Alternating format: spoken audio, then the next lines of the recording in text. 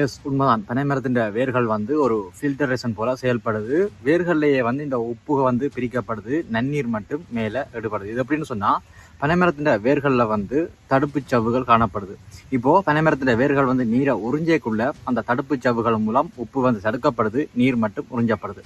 அதையும் தாண்டி போகிற உப்பு வந்து பனை மரத்தின் வேர் பகுதியில் காணப்படுற வாக்கியோல்னு சொல்லக்கூடிய ஒரு பையில் அதை தாண்டி போகிற அந்த தடுப்பு சவ்வுகளை தாண்டி போகிற உப்புகள் வந்து பனை மரத்தின் வேர்களில் காணப்படுற வேக்யூல்னு சொல்லக்கூடிய பைகளில் வந்து தனிமைப்படுத்தப்படுது. அதன் பிறகு அந்த நன்னீர் வந்து மரத்துக்கு மேலே போகுது.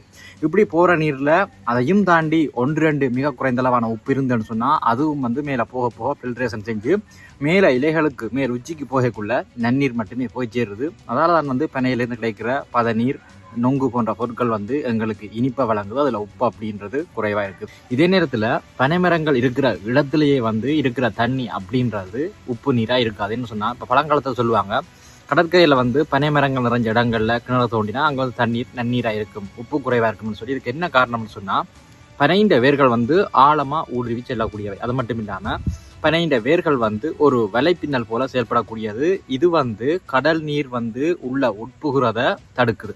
இப்படி கடல் நீர் உள்ள வாரதை தடுக்குது. இதுக்கு அடுத்த கட்டமா இந்த பனை வேர் அப்படின்றது சுற்றி இருக்கிற மாசுபாட்டை, அதாவது தன்னுடைய வேர்களை சுற்றி இருக்கிற மாசுபாட்டை, நீர்களில் இருக்கிற மாசுபாட்டை ஃபில்ட்ரேஷன் செய்யுது.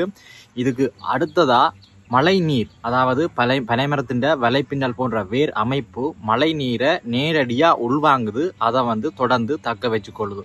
இதன் மூலம் கடற்கரைக்கு அருகில் வந்து நிறைய பனைமரம் இருந்துன்னு சொன்னால் அங்கே வந்து இருக்கிற நீர் கூட வந்து உப்பு குறைவாக இருக்கும். என்ன காரணம்னு சொன்னால் இதுதான். என்னென்னு சொன்னால் மழை நீர் வந்து நேரடியாக இறங்குது, பனைமரத்தின் வேர்கள் வந்து ஒரு வலைப்பின்னல் போல செயல்படுது. இதால் வந்து கடல் நீர் உள்ள வாரது வந்து தடுக்கப்படுது. பனையின் வேர்கள் வந்து சுற்றி உள்ள நீரில் இருக்கிற மாசுபாட்டை குறைக்குது. இதால் வந்து பனை இருக்கிற இடத்துல இருக்கிற நீர் அப்படின்றது உப்பு கொஞ்சம் குறைவாக இருக்குது. இதுக்கு அடுத்ததாக பனையின் வேர்கள் வந்து ஒரு ஃபில்ட்ரேஷன் போல் செயற்படுறதால இந்த உறிஞ்சப்படுற நீர் வந்து மேலே போகைக்குள்ள அங்கே வந்து நன்னீராக மாற்றப்படுது. பனையிலிருந்து கிடைக்கிற பதநீர், நுங்கு போன்றவை வந்து எங்களுக்கு இனிப்பு சுவையுடையதாக இருக்குது.